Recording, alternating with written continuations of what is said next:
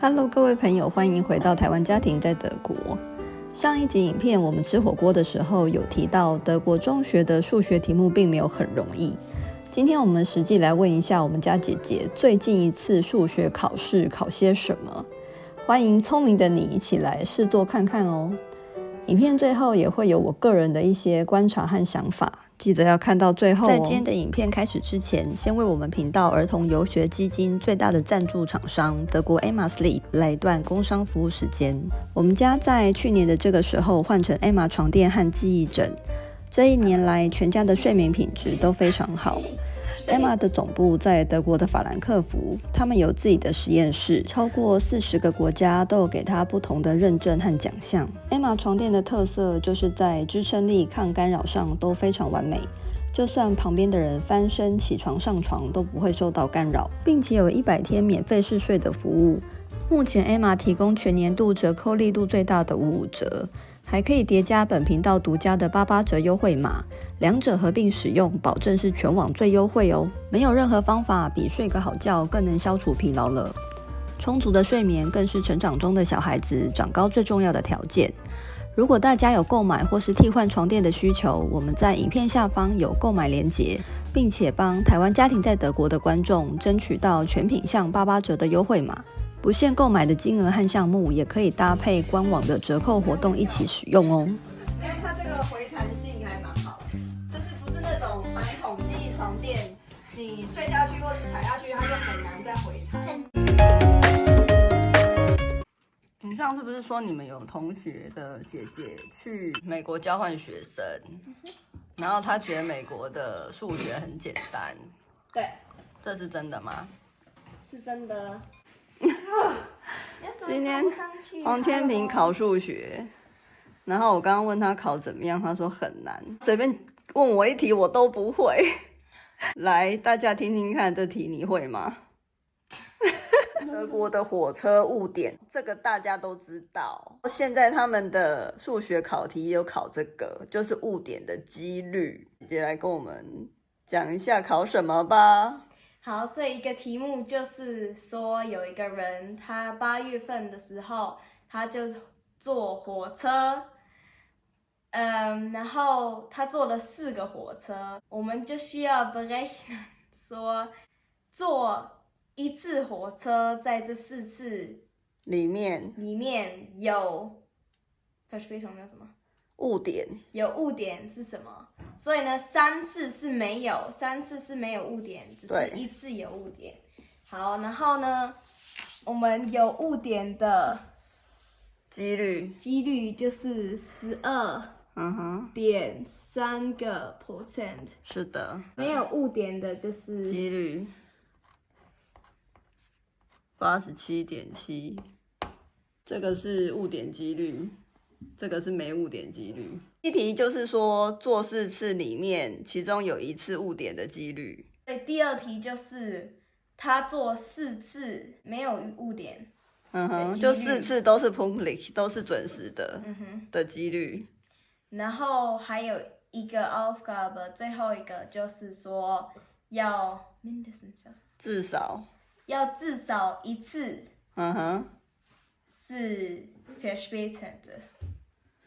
至少1次是误点的几率。对，所以可以是1次、2次、3次或是4次，只是不行没有。对，这个真的是我高3的数学题目。我如果没有讲错的话，大家来算算看，87.7%是准时的。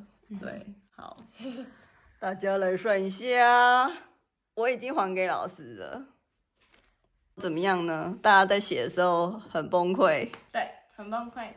然后我们老师也有说这个叫什么？考试很难。那万一大家都 5 怎么办？Tja, dann ist das halt so。那你如果5，你会很 traurig 吗？当然会了，我会很 enttäuscht， 因为 Mathe 不行有5。好的。希望你可以好一点。哇，他们8年级 Gymnasium 就要受到这个几率题目的摧残。来，我们把题目写在这边，聪明的人来算一下。Punktlich， 这是 punktlich 的几率嘛，所以这个就乘以四次方啊，就87.7乘以87.7。Nur I 嘛，那就是这个再乘以这个3次。Mindestens 一个Zug verspätet， 那就是有4个状况嘛，那你就4个状况列出来呀。就是1个 Verspätung 跟2个 Verspätung 3个 Verspätung 4个 Verspätung， 然后是怎样加起来吗？加起来吗 ？Hello 你在拍这个吗？他们可以用计算机啦。只是在这个Arbeit，这是我们第一个Arbeit，我们可以用计算机的。那当然咯，这要算到什么时候？这叫我来算，我也会算错。这个87.7的4次方，我用手算我也会算错。然后你要把所有的可能性列出来。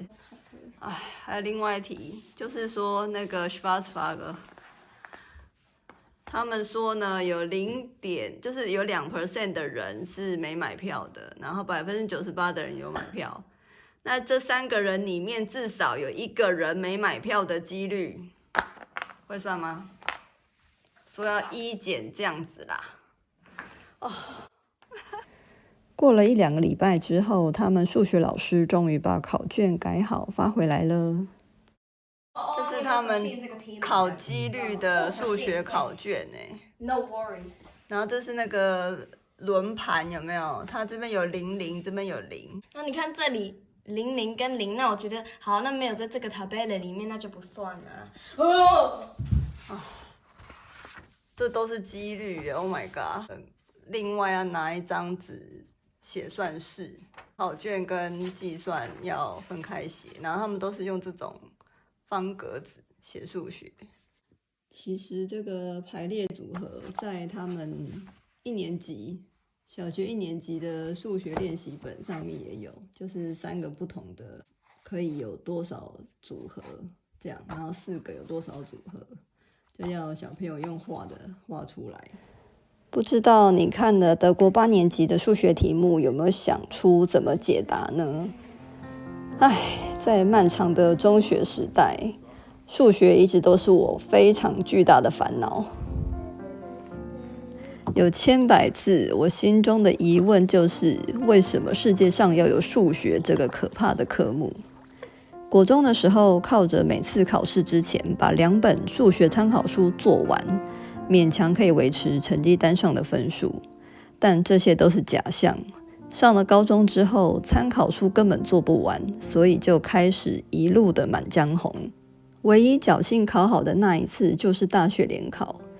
时隔多年，我是很少做噩梦的人，印象最深刻的几次噩梦，就是有一个长相是数学考卷的大怪兽，在我后面追着我跑，把我吓得一身冷汗醒来。你们就知道数学对我造成的恐惧是有多么的深刻。想象一下，如果我是来德国读中学8年级的话，我的数学成绩肯定很惨，因为这里并没有什么参考书可以刷题。当然，你也可以在网络上或是书局找到一些同主题的练习题，但是这些习题并不会一模一样的出现在学校的考卷当中。有在台湾狂做习题的人一定知道我在说什么。之前我们频道有一集德国5年级学生的自然科，这些小孩子学到很多医学院学的骨骼构造和名称，有不少观众都感到非常的吃惊。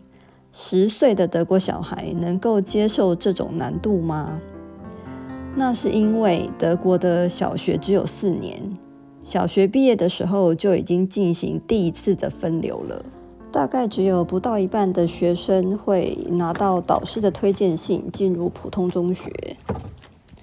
讲白一点，就是这样难度的课业是给小学成绩前1/3的小孩学的。以人类的智商和才能来说，本来就是一个常态分配。这些上普通中学 Gymnasium 的小孩是朝着上大学的方向发展的，因为上大学的孩子必须要有浓厚的学术研究兴趣和性向，否则德国的大学宽进严出，毕不了业的人很多。在德国大学中，很有可能会遇到妖怪等级的厉害人物。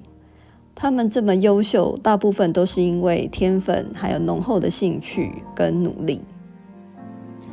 小学毕业之后的分流，这些没有进入普通中学的小孩，也不是说从5年级就开始做职业培训了，他们只是去了一个比较适合他们的学校。学习的科目和普通中学都是一样的，只是进度比较慢，学的内容比较简单。这么做的目的是让这些学术性向比较弱的小孩，还是能够从学习当中建立自信，得到乐趣，去完成适合他们程度的功课。举几个例子，大家就很容易了解。就像跳高，如果杆子就在你的脚边，那么轻而易举，想必你根本没有兴趣去尝试。如果杆子太高，一看就知道不可能跳过去，你一定立刻就放弃。会让你跃跃欲试的，应该就是看起来有可能跳过去的高度。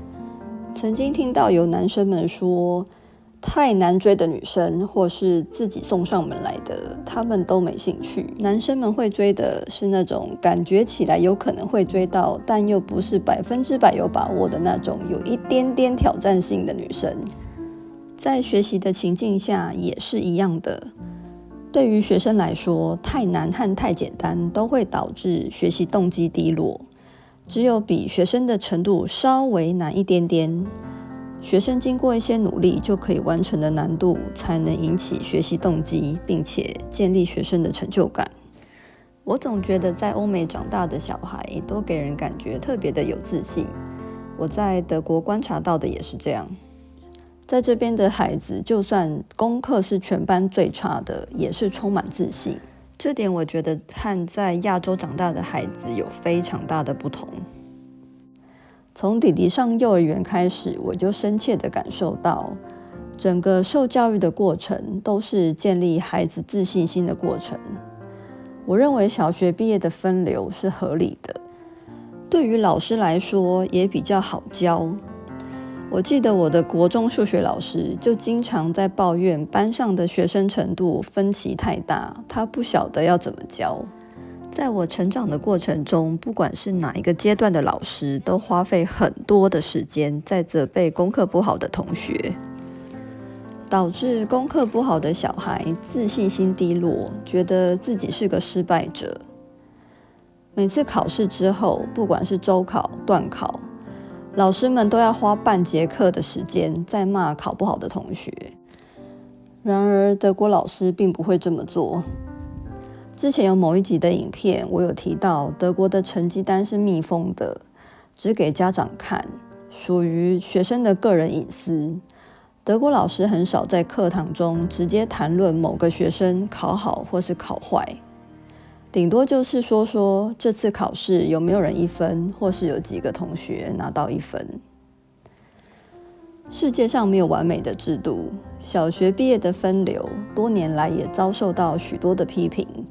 一直有德国家长，尤其是男孩们的家长，认为小男孩比较晚熟，这么小分流还太早，小学老师的推荐信太主观。